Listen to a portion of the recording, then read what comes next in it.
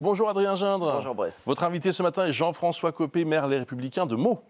Bonjour Jean-François Copé. Bonjour. Avant d'en venir à cette recherche infinie d'un Premier ministre, un mot du budget, puisqu'on a appris hier soir que le déficit risquait de déraper encore une fois. C'est en tout cas ce que les ministres eux-mêmes reconnaissent dans des échanges avec les représentants de la Commission des finances. Ils pointent moins de recettes et surtout une augmentation extrêmement rapide, je cite, des dépenses des collectivités. Vous êtes maire, il arrive quoi aux collectivités ? D'abord, ça dépend lesquelles. Il y en a qui sont plus rigoureuses ou attentives que d'autres. Mais enfin, de manière générale, la vraie difficulté des collectivités locales, c'est qu'on n'arrête pas de leur en mettre sur la tête. C'est-à-dire que le nombre de dépenses obligatoires supplémentaires sont colossales. Comme quoi ? Par exemple, la gestion des inondations qui nous tombe dessus, si j'ose dire, et qui devient une dépense obligatoire en termes de prévention, des normes environnementales très importantes dans tous les domaines. Lorsque le ministre de la fonction publique annonce qu'il augmente de X points la rémunération des fonctionnaires d'État, tout le monde oublie que ça pèse immédiatement sur les collectivités. Donc en locales, creux, c'est la etc. responsabilité du gouvernement que vous Évidemment dénoncez. que c'est la responsabilité du gouvernement, on tourne autour du pot et ça c'est vraiment la com classique. Le véritable sujet, en réalité, c'est de rappeler que c'est l'État qui décide, qu'à partir du moment où les collectivités elles ont des obligations absolues de voter leur budget en équilibre, de rembourser un certain nombre de dépenses obligatoires, elles ne sont absolument pas dans la même situation que l'État qui laisse filer les déficits dans des proportions folles.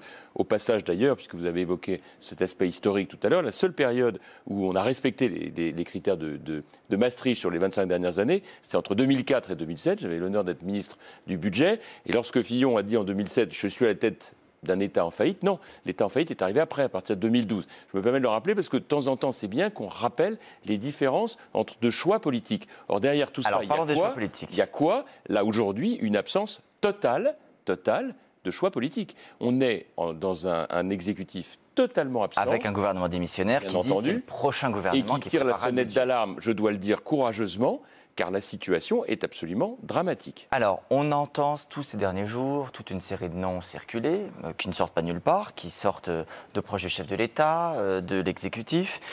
Dernier nom d'hier, c'est Thierry Baudel, président du Conseil économique, social et environnemental, qui a été approché, d'après nos informations, par Emmanuel Macron pour Matignon. Serait-il une bonne ou une mauvaise solution ? D'abord, c'est le 15e ou 16e nom qui sort depuis cette malheureuse dissolution, donc je propose quand même qu'on se calme. Il faut qu'une décision soit prise, mais il faut aussi qu'on arrête avec la gigantesque mystification dans laquelle on vit depuis 3 mois. C'est-à-dire ? On fait croire que c'est la gauche qui a gagné, c'est faux. C'est plutôt la droite qui est en majorité, que les Français sont majoritairement de droite, ils veulent de l'ordre. Mais vous comptez le RN pour dire ça, parce que ce n'est pas grâce au score des LR. Bien sûr, ça vous avez raison, mais quel est le message ? Donc on nomme un Premier ministre RN ? Écoutez-moi, le message, je vais y venir, le message aujourd'hui, de toutes les enquêtes d'opinion le montrent, c'est que les gens veulent de l'ordre dans la rue, dans les comptes, à l'école. Or, non seulement il n'y a pas d'ordre, mais quand vous entendez le responsable du Parti socialiste dire la semaine dernière à propos d'un multirécidiviste, auteur présumé du meurtre d'un malheureux gendarme, que la prison n'est pas la solution, vous dites, mais attendez, ils n'ont toujours rien compris. Donc, le pays n'est pas à gauche. Mais donc, deux, il y a 10 millions tirez de Français qui ont voté pour le Rassemblement national. On ne peut pas les balayer d'un revers de main. C'est derrière ça des vraies attentes sur le régalien. Et 3, on est quand même dans une situation qui nécessite du commandement. Or, aujourd'hui, il faut à la tête de ce pays donc un une fois que vous président avez et un fait ce portrait robot, ça correspond à qui ? Je vais vous dire, il faut un Premier ministre qui soit de droite, qui incarne le régalien et qui soit un professionnel de la politique, une expérience, qui soit capable de parler avec les parlementaires, alors même que tout va se jouer au Parlement. Mais il ne vous a pas échappé que votre formation politique et le président de la droite républicaine à l'Assemblée, Laurent Wauquiez, a refusé qu'un Premier ministre de son parti aille à Matignon. C'est la responsabilité des Républicains. Et il ne vous a pas échappé non plus qu'un certain nombre de voix à droite ne cessent de s'élever pour dire on ne peut pas être un parti de gouvernement qui refuse de gouverner. Vous partagez ce que disait Nicolas Sarkozy, il faut œuvrer à faire nommer un Premier ministre de droite. Écoutez, Adrien Gindre, ça fait combien de temps qu'avec d'autres, je ne cesse de dire que nous devons reconstituer un pôle de gouvernement avec les électeurs macronistes de droite. Mais vous y croyez encore ce matin ? Vous pensez encore que la nomination d'un Premier ministre de droite, on parlait de Xavier Bertrand par exemple ces derniers jours, c'est possible ? Je crois en rien,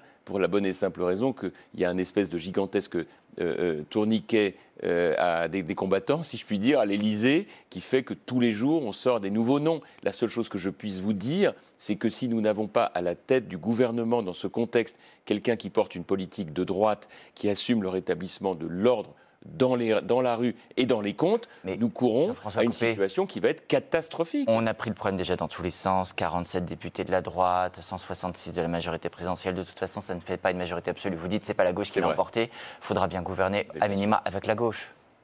Je ne sais pas. Vous savez, si c'est pour faire de l'eau tiède ou du en même temps, là où les Français ont demandé quand même de la clarté, le moins qu'on puisse dire, c'est qu'on n'y arrivera pas. Je vais être très concret. Le programme de la gauche aujourd'hui est totalement celui de Mélenchon.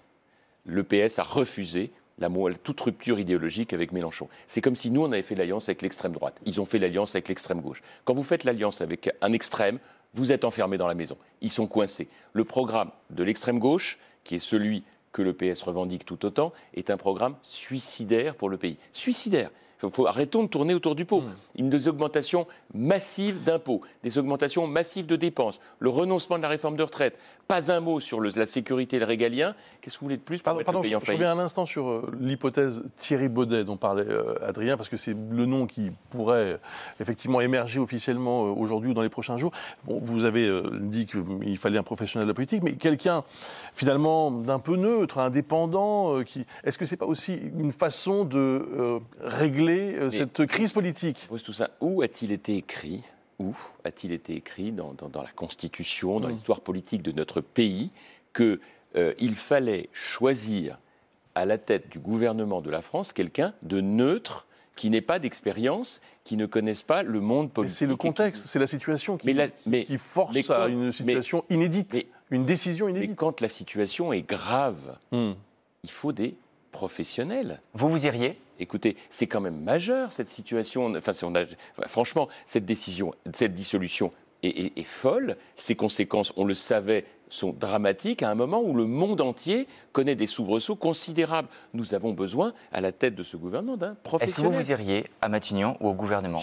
Non, mais là-dessus, moi, pour des raisons personnelles, vous le savez, je suis très engagé dans ma ville aujourd'hui, à Meaux, où une candidate d'extrême gauche a fait un score très important, n'a pas été élue, mais envoyée par Mélenchon, a fait un score très important sur un discours séparatiste, communautariste, et par ailleurs n'a parlé que de la cause palestinienne. C'est vous dire que je suis attentif quand même à pouvoir avoir un vrai dialogue avec mes administrés dans les temps qui viennent. Mais encore une fois, je reste partisan d'une mobilisation des personnalités de droite au gouvernement. Et encore une fois, on verra ce qu'il en sera pour l'avenir. Vu la situation que vous décrivez, l'issue, c'est quoi ? Nouvelle dissolution dans un an, malgré le chaos provoqué, il faudra remettre les compteurs à zéro ? Comment voulez-vous faire autrement ? Mais comment voulez-vous ? Mais on ne peut pas tenir longtemps. Hein. Là, chaque jour qui passe est un jour gagné. C'est une période qui est horrible. On n'a rien vu encore. On a eu la chance merveilleuse de vivre les Jeux Olympiques qui nous ont fait montrer la France dans ce qu'elle a de plus extraordinaire. Et heureusement qu'il y a des hommes et des femmes courageux, talentueux, qui ont pu montrer au monde une belle image, mais ne nous y trompons pas, la classe politique aujourd'hui, elle est défaillante, et gravement défaillante. Il est anormal que nous ayons en tête de gondole les débats portés par l'extrême gauche aujourd'hui, alors même que le reste du monde se mobilise sur des questions aussi essentielles que l'emploi, l'entreprise, le progrès technologique, la solidarité, le développement durable, qui sont des sujets d'ordre et de progrès sur lesquels la droite de gouvernement a beaucoup de choses à dire et à faire. Merci beaucoup, Jean-François Copé. Merci aussi à Adrien Jean.